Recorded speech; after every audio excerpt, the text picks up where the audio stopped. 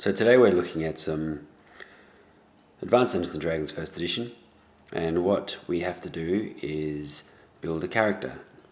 Now this is actually for an adventure that's about to be run, and I'm putting together one of the characters now, or the main character now.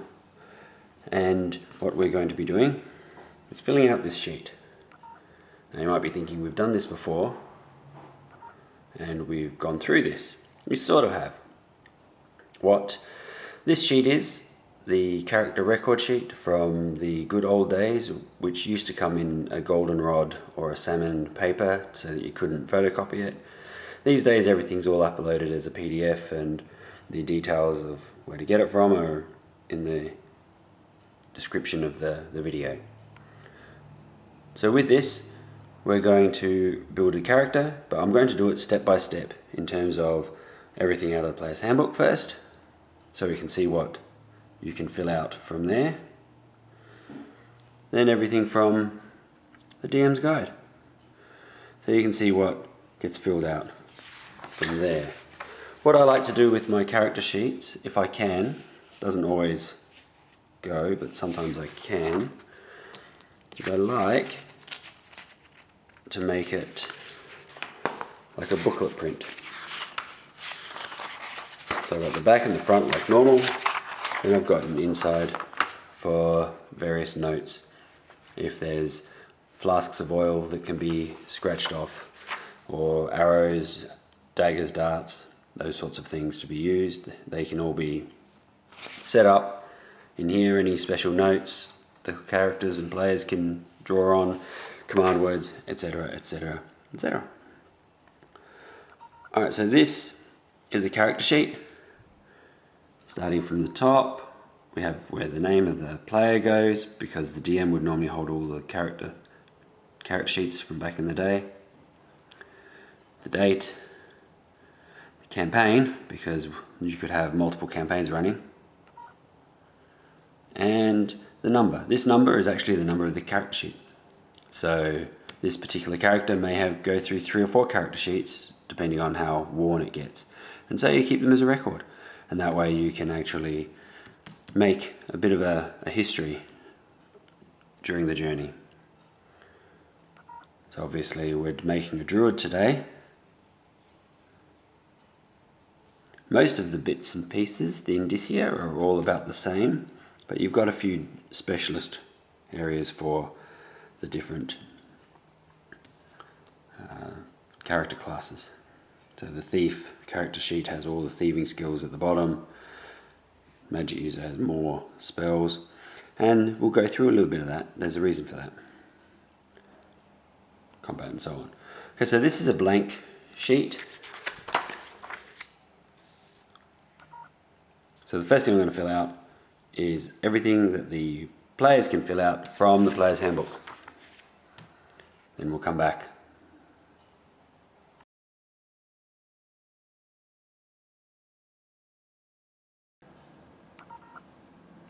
So here we have what we've got filled out based on the player characters, the player's handbook. So as you can see, druid, half elf, the hippie druid campaign. So all of this is from the player's handbook. Stats. So yes, I rolled these stats, and the way that I roll stats, and in case people haven't seen it before, 6 times of 3d6 for each statistic in order. So 6 lots of 3d6 for each statistic, and then you pick the best one.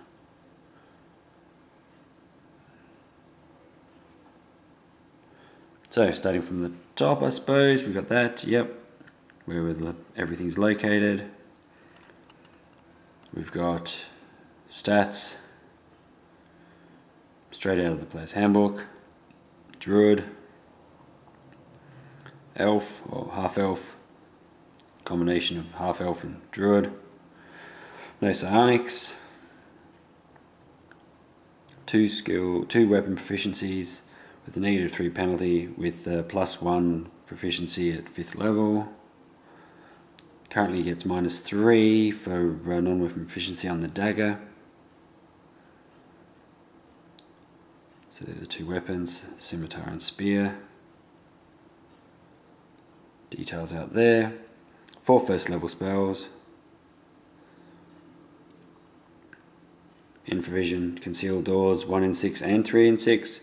Or orcs, so if they will just walk by, it's 1 in 6. But if they actively search for a concealed door, it's 3 in 6. Secret doors, 2 in 6. Usual elfing business. Symbol. Leather and a small wooden shield. AC base, D8, hit points, etc. Right, so yep. And on the flip side, the player has provided me with the equipment list, which is all of this. So the player actually also bought a donkey, so some of this will belong on the donkey as well. So as you can see, besides a few pieces, there's not a lot of weight in here. It's because it all exists in this book, and we haven't got to this book yet. We're still in this book. So everything about this book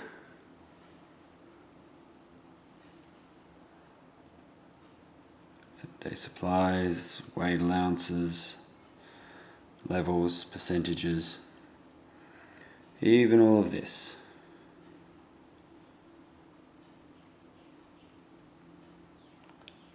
Okay, next step, through the DM's guide.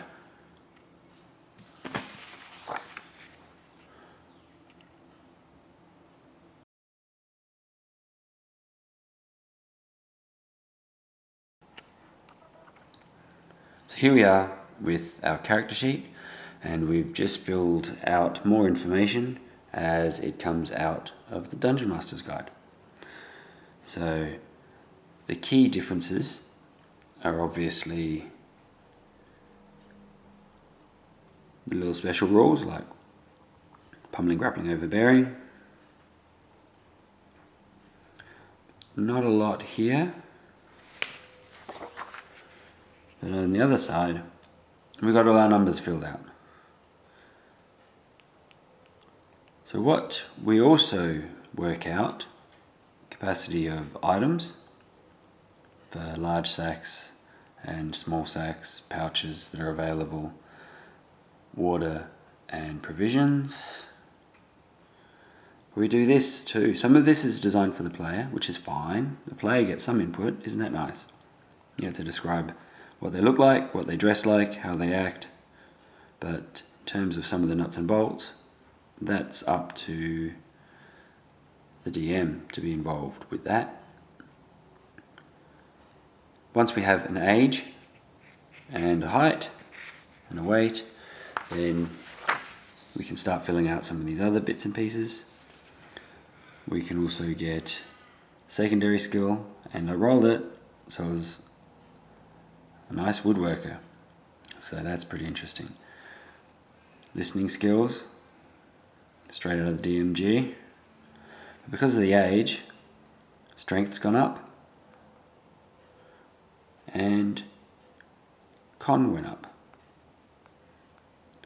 So with the increase in strength, meant that the weight allowance increased, which was good because we're over if we didn't have the increase in strength, which means that the movement rate is still 12. The movement base is 12 and we're still at 12. It's an interesting part, these little empty spots. So what's left empty, obviously psionics, we can't do psionics because it's a half elf, but that's where that would fit out of the player's guide. We've put the saving throws in here. Anything for fire and electrical gets the modifier as there. Weapon proficiencies. So there are certain things that happen in game and during the game that make changes. So the church's influence over the character, the status in the church, the sort of tithings that's expected, magic components that get created, added. It's a druid, so nearly 90% of it is all mistletoe. Dex adjust, etc, etc, etc. So most of this is straight out stats. So once we fill out a character sheet, we have almost everything in here that the player needs to know. We've had to use both the DMG and the player's handbook. Sort of highlights that synergy that's required in first edition between the two. You can't just run with something as a player, because remember, the whole point of the player is that you don't have access to the DMG, which makes for interesting character building. And that's what makes these character sheets that little bit more special, in that you've got all of the information, well, a great deal of information that you pull from both. So as you collect hirelings, henchmen, and so on, there's in the thief and assassin and monk, you've got contacts and pseudonyms and disguises and so on that you can increase. Fighters have more weapons, but they also have for things such as who their patron lord is and who their about their mount and so on. So it's very interesting. So what we've got up here, this is an interesting spot, and I keep using the word interesting because it's all really weird that they don't have anything in here to explain what it's all for. But there is one piece of information, and it pretty much lays out that it's up to the DM. So if you wanted a role player character that has poor eyesight, you put vision poor. If you want someone that's got keen eyesight, you put vision keen. And that's again between the DM and the player. For the most part, standard for vision. Climbing, that's the same deal. It's not climbing walls, it's not all the special abilities that the thief has in terms of climbing. This is for jumping fences and or climbing a tree. And you might have a modifier on there, you might not. The DM has to decide how these are going to be used and played. And as you progress, these are living documents. This is the first example of a living document. That's what it's called in the business, when you have a document that constantly changes as the situation changes. It's a living document, and this is one of the first living documents. So what we need to do is keep on updating what our character can do, especially when wounds and such happen, and then they can, if you get wounded and you heal naturally as opposed to magically, you have scarring and you have limitations that can be applied.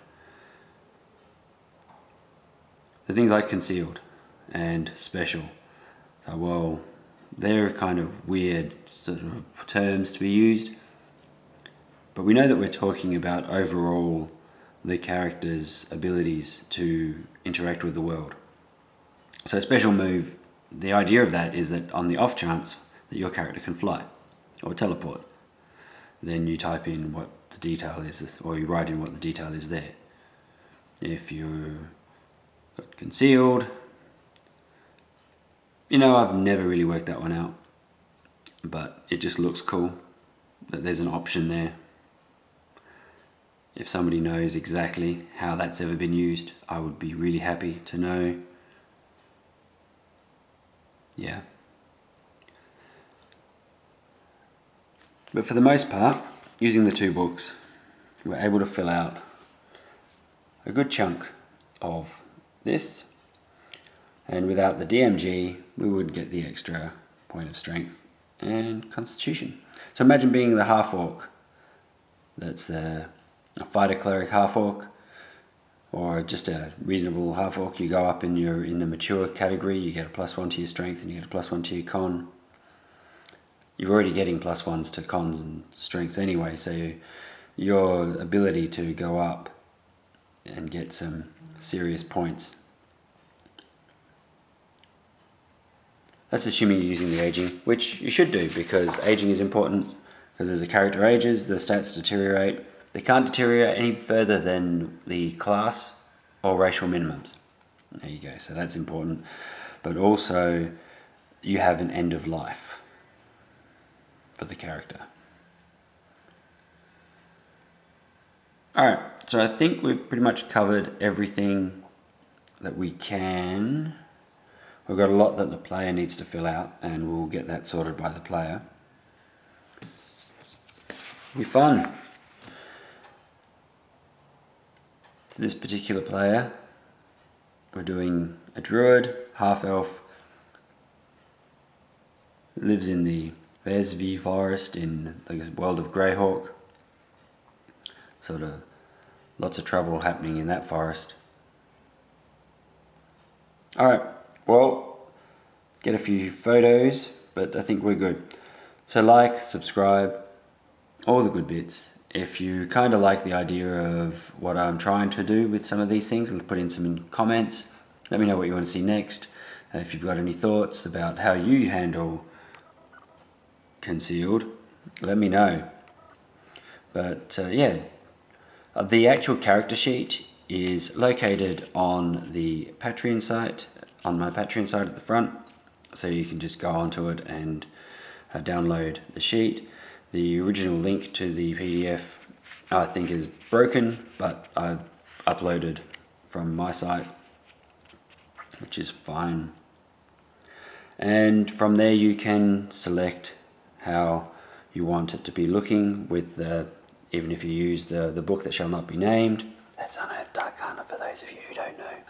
And then we put that in here, so it goes Cleric, Druid, and Fighter, Ranger, Paladin, and everything changes based on what you select on the PDF, which is very nice.